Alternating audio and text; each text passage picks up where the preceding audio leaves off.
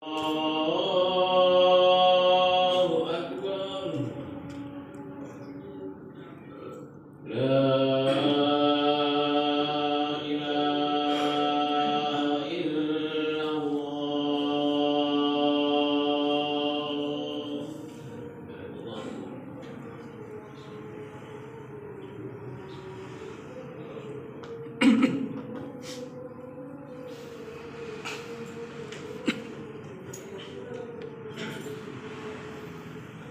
Innal hamdalillah nahmaduhu wa nasta'inuhu wa nastaghfiruh wa na'udzu billahi min sururi anfusina wa min sayyiati a'malina may yahdihillahu fala mudilla lahu wa may yudlil fala hadiya lahu asyhadu an la ilaha illallah wa asyhadu anna muhammadan abduhu wa rasuluh.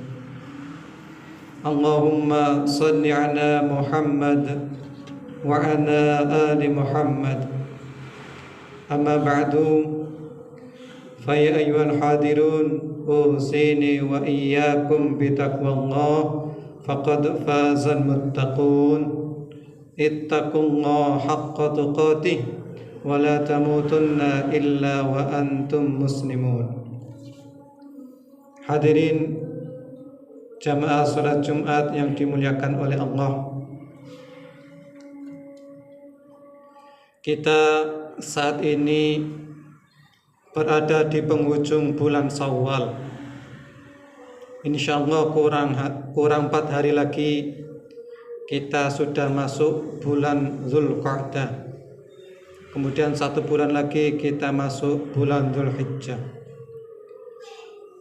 Bagi kita umat Islam di Indonesia, bulan Dzulqa'dah merupakan persiapan calon jamaah haji untuk diberangkatkan ke tanah suci Madinah atau Mekah untuk melaksanakan ibadah haji.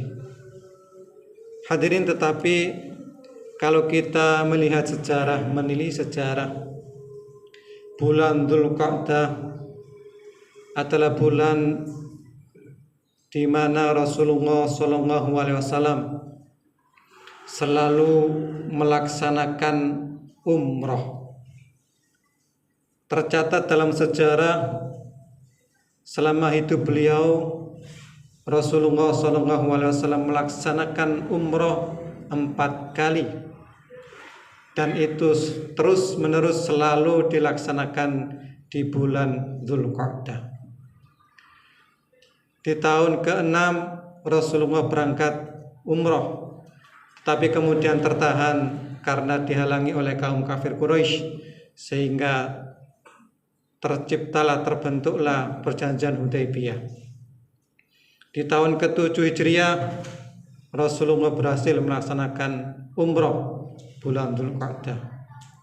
Di tahun ke-8 Hijriah Rasulullah Fathul Mekah, kemudian diteruskan dengan perang Hunain.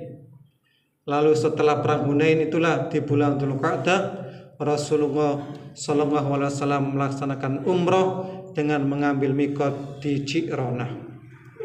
Dan kemudian yang terakhir Rasulullah melaksanakan umroh saat beliau melaksanakan ibadah haji, yaitu di tahun ke-10 Hijriah. Hadirin yang menarik adalah meskipun Rasulullah SAW tinggal 15 hari lagi, seandainya beliau berdiam diri di Mekah, tinggal nunggu 15 hari lagi sudah masuk bulan haji, dan itu Rasulullah sudah bisa melaksanakan ibadah haji. Tetapi hadirin, permasalahannya kenapa Rasulullah SAW tidak menunggu 15 hari untuk melaksanakan haji, tetapi kemudian beliau balik lagi ke Madinah. Beliau Dzulqa'dah hanya melaksanakan umroh. Ini sesuatu yang menarik, hadirin. Nah, menurut keterangan dari Profesor Ali Mustafa Ya'qub, salah satu imam besar Istiqlal. Beliau sangat terkenal dengan ahli tafsir dan ahli hadis. Banyak karya-karya beliau, buku beliau tentang hadis.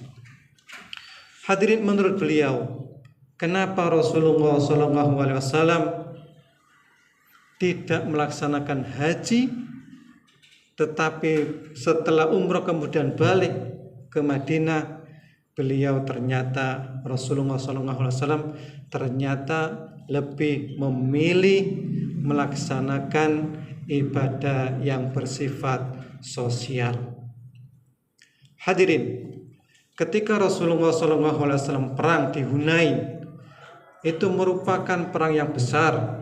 Beliau memperoleh ghanimah, harta rampasan yang sangat besar, 40 ekor kambing, 40.000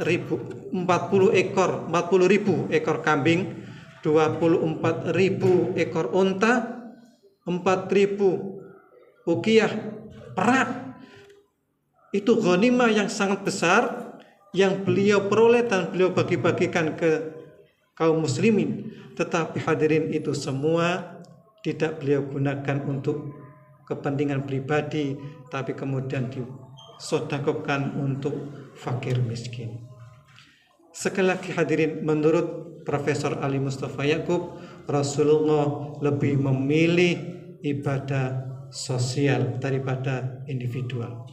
Hadirin, kalau kita sholat, kalau kita zikir, kalau kita haji, itu pahalanya hanya sekedar selama kita melaksanakan ibadah itu saja.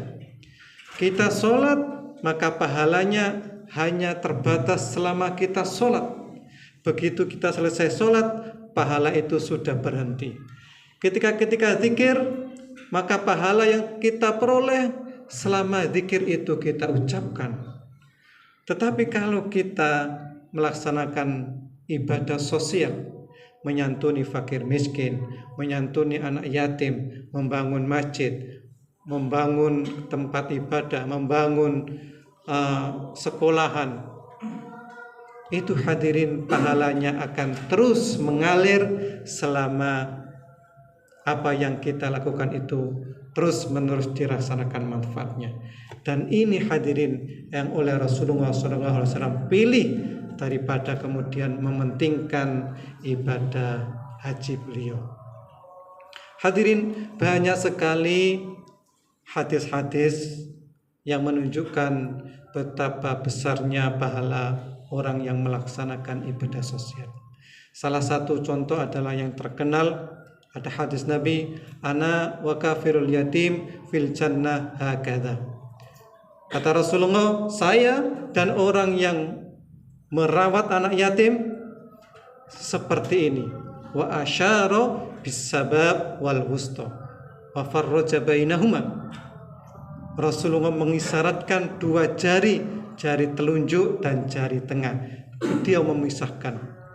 Hadirin, kata Rasulullah hadis ini bahwa orang yang meramut fakir miskin, orang yang meramut anak yatim, maka nanti di akhirat akan berada satu level surganya dengan Rasulullah.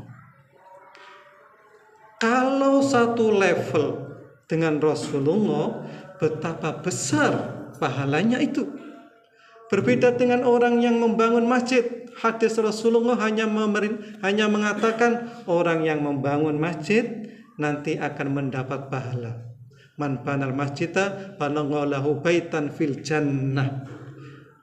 Cukup di situ hadirin. Rasulullah hanya mengatakan orang yang membantu masjid, membangun masjid, Allah akan bangunkan orang itu bangunan nanti di akhirat, di surga. Hanya di surga. Permasalahannya surga mana? Level mana? Rendah, tengah, atau tinggi? Masih umum. Tapi kalau kita menyantuni fakir miskin, anak yatim, kata Rasulullah, ibadah sosial itu, maka Rasulullah menjamin orang itu akan selevel nanti dengan Rasulullah ketika di surga. Aku qouli hadza astaghfiru innahu wal ghafurur rahim.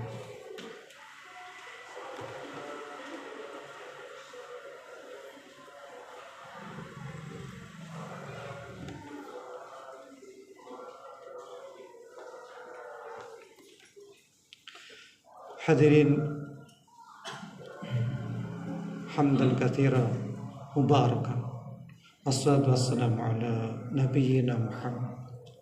Hadirin, dalam sebuah hadis sahih ada suatu riwayat bahwa suatu saat Allah itu pernah tersenyum dengan sahabat yang beliau ini mau menjamu tamu Rasulullah malam hari.